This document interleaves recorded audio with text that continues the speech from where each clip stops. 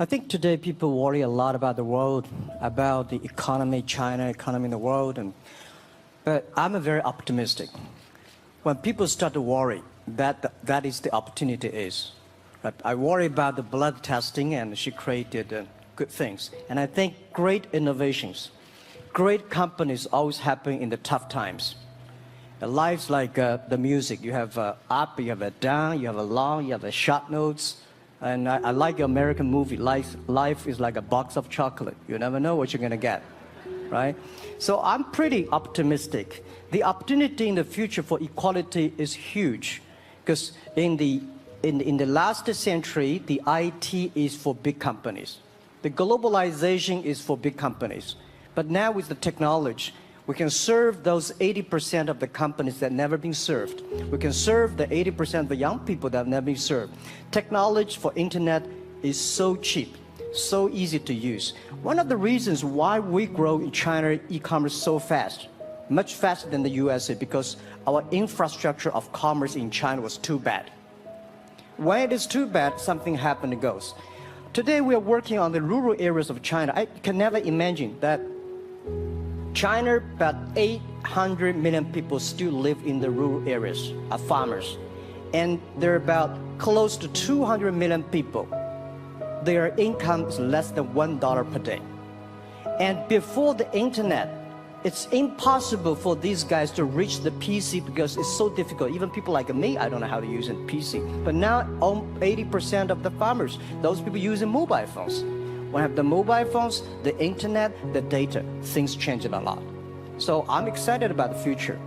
People always worry. I love the young kids sitting there and talking about the dream, the hopes, because if they have the hope, we have the hope. That's what I believe. And let's just take what you do. And I've loved every description I've ever heard about how you serve people, and your story about the bamboo farmers and your wife and her friends. It was fabulous. But where's this going? What are you going to do? What are your plans to maximize the use that people in remote rural areas of China can make of their cell phones besides ordering your products? How are you going to get it? Are you going to get them in the banking system through cell phones? How? Well, we never know that we can grow so fast. In the past 5 months, we covered 4,500 villages. And these people, normally they use in very traditional way. It took them like we went to a rural area. It took the farmers 2 hours to walk to the downtown in the middle of the town and buy things. But today, because of the mobile phone, and we can deliver things to their home, to their village within 72 hours. I remember last week I read a very interesting news. This is amazing. There is a girl, she told me a story. She said her grandfather, 92 years old birthday, and for his life, he always wanted to try one Western style food. But he lived in the rural areas. There's no such restaurant food. So she said, I tried on the internet, book a restaurant dinner for Western food, delivered to that village. And they finally immediately find one restaurant. There are 3 guys. They took like a 3 days bus from Shanghai to that village, made an Italian spaghetti and a beef for them for this 92 years old birthday. And whole village was excited. Everybody started, wow, you can order food, Western style food. So buying almost everything. And also we're helping, there are a lot of farmers, they plant a lot of apples, great apples. But 90% of the apples rotted because there's nobody buy them. They normally buy by track. If you sell the apples, they sell whole track. And using the traditional way, they can sell by whole basket of the apples. But now, because of the internet, they sell by one. Each apple, they sell $1. or 1 RMB or 2 RMB for each. So the farmers see using internet, they can buy and sell using the mobile phone. That changed their lives. And I think it's exciting. And people need examples when they see, well, my neighbor made money through online to selling things. My neighbor buy much interesting things online. People start to learn, and more people start to buy the mobile phones. We cannot make all the mobile factories to sell phones to them. Only they know the mobile phone really works, helping change their lives. They start to buy the mobile phones. Just one more question, and then, do you think this will make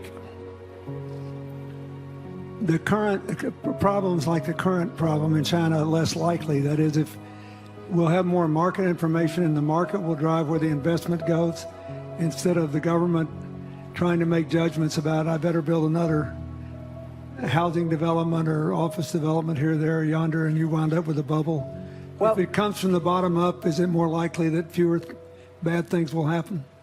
Yeah, I think the last week I was in Seattle discussing about the China economy. I think you American people worry too much about the China economy. Well, you see, every time when you start to worry about China, China goes better. Every time you think China is in problem, we'll get better. But when you have to say, you have a high expectation of China, China always a problem. Like parents have the expectation of the kids, are the same.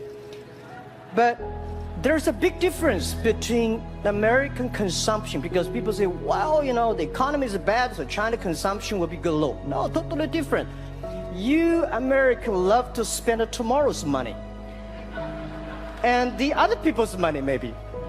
Or maybe the children's money. We Chinese love to save money. We are probably the largest country, the safe deposit in the whole world because we've been poor for so many years. When we make money, we put in the banks, because someday we know the disaster is coming, so we can spend the money.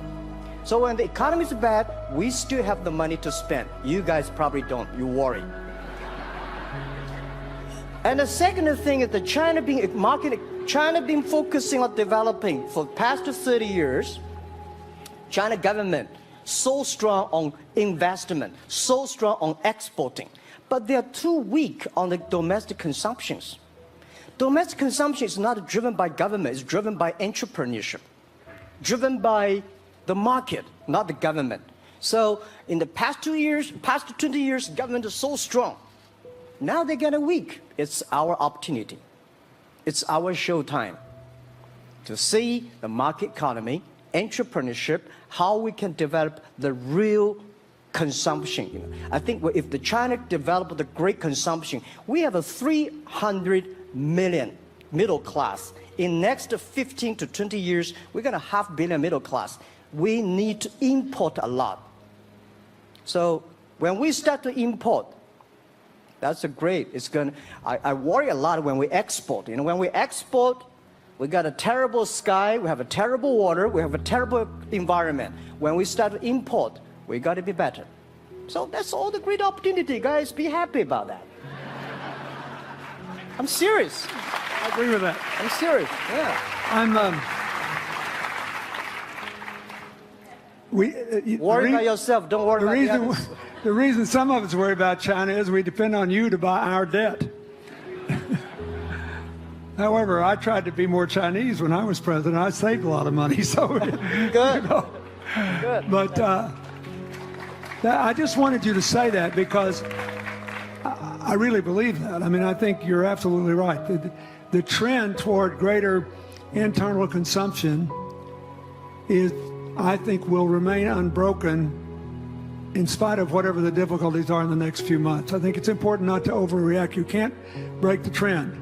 You've got to clean up the land from chemical contaminants. You've got to clean up the air. You're going to do it. Yep. And a lot of Chinese will make a lot of money out of that. There'll be a lot of great new companies, and there'll be opportunities to import from other places. Yeah.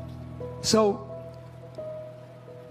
can you discuss your theory of what you're doing and other things in terms of whether it advances equal opportunity and social solidarity? Tell them what you think's going to happen. And what other kinds of, when your opening remarks, you just said technology is going to be active in this way in other areas of the economy.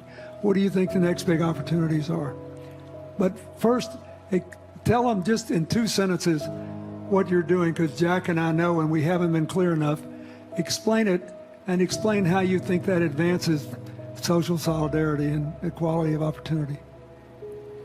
Our work is in the belief that access to health information is a basic human right, and that lab information, particularly because lab data drives 70% of clinical decisions, needs to be accessible to people before they're sick.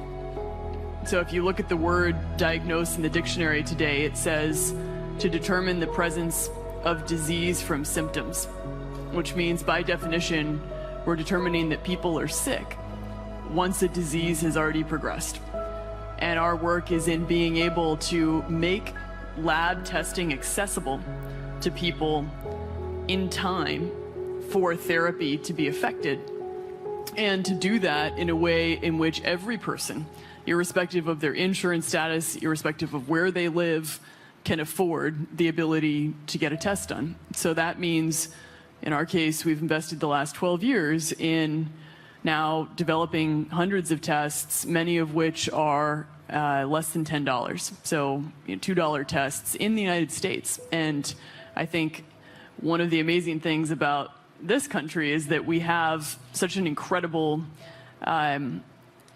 ecosystem for fueling creativity, and that creativity can create new markets. So in answer to your question about the market being able to conform itself to social good, I think the creativity that goes into creating these new technologies creates new markets in and of themselves. And our basic belief is that those new markets come from empowering individuals and enfranchising individuals and trusting that individuals have the capability to engage with information, and in accessing that information, beginning to take control of their own outcomes and their own health outcomes, and in doing so, changing the way our healthcare system works.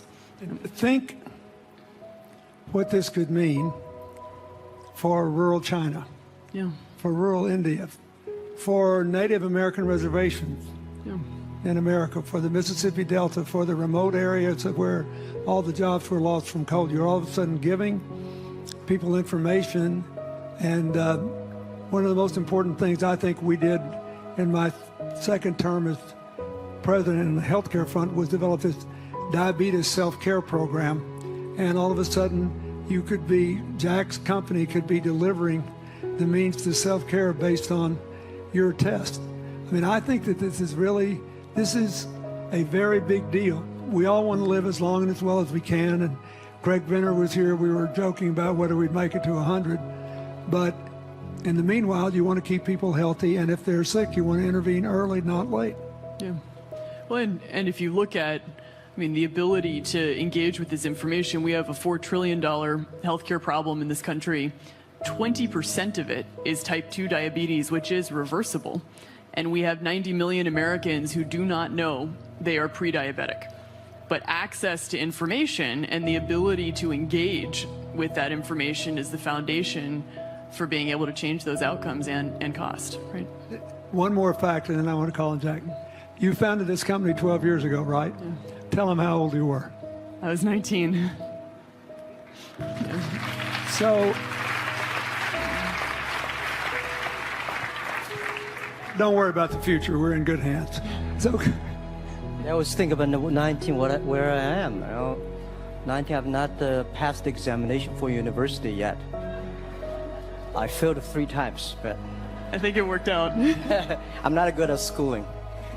Well, yeah, that's why I give confidence to a lot of young people in China. If Jack Ma can be successful, 80% of the people can be successful.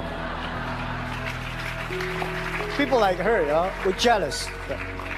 Well, equality, I would like to make a little bit of technology helping, because yesterday I was joining the UN Women Conference about gender equality. And I think the first technology revolution happened 200 years ago in the UK, released the human body, the arm, stronger. The second technology revolution in the USA for energy, you can last long. But this technology revolution release the brain. So this century is not a competition who is stronger, whose muscle is stronger. It's who is smarter, who is soft, who can listen. It's the challenge of wisdom. So man, woman equal. On the internet, you can never see he's a woman or man. And on the internet, women can serve much better than men on the internet. And a man talking about a business, talking about numbers, competition, they make business very cold. Women, they make business very cozy, lifestyle, and interesting. 50%, more than 50% of our shop owners, more than 5 million shop owners are women. And people love that. I mean, this is a great thing. I see that this century, we see more and more women leaders, on the state leaders, presidents. In the future, we're going to General Secretary of the United Nations should be a woman leader. And this is the great century for equality. And I feel excited about that. Let me ask you, we're almost out of time, but one of the things that we haven't talked enough about here, and not just here, but generally, is whether the leapfrogging we saw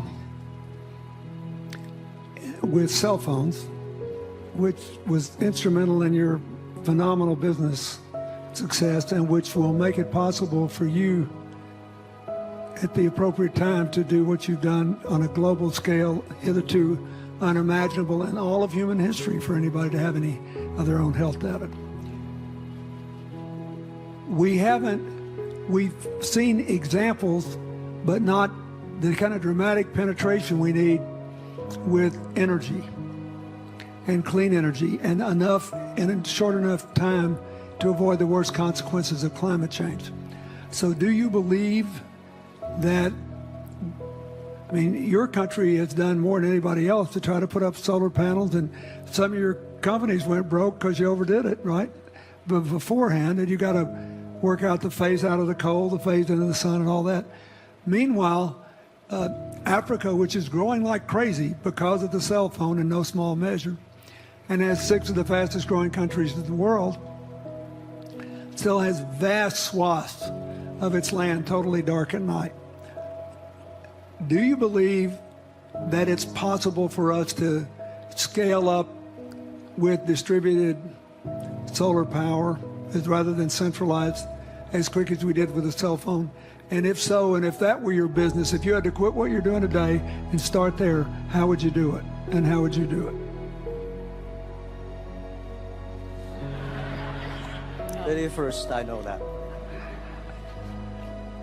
I'm such a huge believer in technology, and I think especially right now, we're at an incredible time in terms of new technology and the ability to apply technology in a scalable way towards solving some of these problems. So I would look at it in the context of some of the renewable solutions that we already have, and in the context of empowering, connecting individuals with access to those solutions, and in the context of creating markets around them. I think that there's real opportunity to actually create an ecosystem in which people can financially benefit from these solutions, and I think that's going to drive an adoption. I think in developing economies, there's a revenue stream associated with that, and the more we can turn even already some of the technologies that we have into markets, the more that we can fuel, I believe, local growth and individual engagement in beginning to adopt some of these solutions. Just related to that, Jack, you answer it, and then I'll ask you one final question. Yeah, I am a strong believer that technology can make world much better, because people say China economy is getting slower. I'm happy about the 7%, even 5%. Even 5% of the GDP of the number of China, of the second largest economy, is big enough. But you don't expect China to keep on growing 11%. Because like one human body, when you're 1.8 meters tall, you cannot keep on like a 10% grow every year.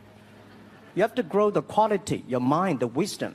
So I think China needs new technology to solve these problems, and which today the data, the clean technology all these things that China is supposed to do, if we keep on the tradition, the old ways, we'll go nowhere. This is why I feel excited, because people ask me, what is your dream now? Because I never thought I would be today. I can sit here talking to president. I'm like a guy, you know, on the street and like failed 3 times for university, 5 times for high key schools. I applied for 10 times in Harvard school, all rejected. I never thought, because of the technology, because the internet give me this opportunity. So I'm thinking when I retire, I don't want the Chinese people have a terrible water to drink, unsafe for food, and the money we make all spent in the hospital. That's disaster. So how we can use the technology to enable young people, the great chance of this world, don't worry about it. We got 1.4 billion people who were born in 1980s. They are the people of the internet times. They are going to have new ways to solve the world problems. The things you are worried about today, they can solve it. And human beings have these kind of worries for centuries. And young people can always solve it. And today, when you have a right direction, clean energy, you know, the climate change, all these issues, they will be solved, and these are the great opportunities ahead of us. Anything else? I agree with that. I think the more we can enfranchise people, the more we can create ecosystems in which individuals are empowered, the more we give rights to individuals to be able to build businesses, to be able to pursue the economic benefit of technologies, the more you see these markets change. Before they leave the stage, I want you to look at them. And I want you to think about the time we have had to spend here dealing with the refugee problems in Syria and Lebanon. Stand up, Elias. This is my friend Elias Bousab. He is the education minister in Lebanon. He's got to educate all these kids. And so he left a miracle that very much reflects the lives that Elizabeth and Jack have lived. He was in a very responsible position at the American University of Dubai. They started bringing American scholars over there to live in an Arabic culture. He did all these wonderful things. Lebanon got in trouble. He went home to save his country. What is the difference? How much more could he and every smart Lebanese person do if they could focus on these things? And why can he not? Because the place is dominated by people who think their differences are more important than their common humanity and their common challenges. You cannot imagine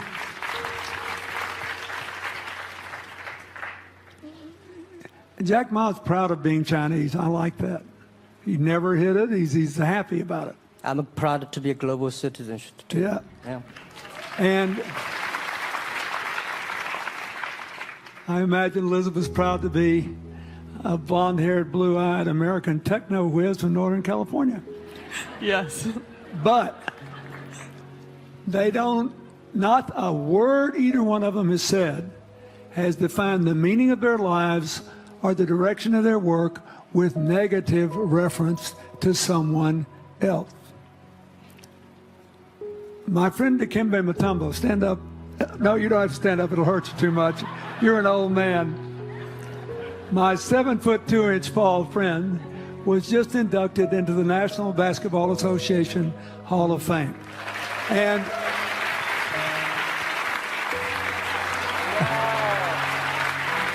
he,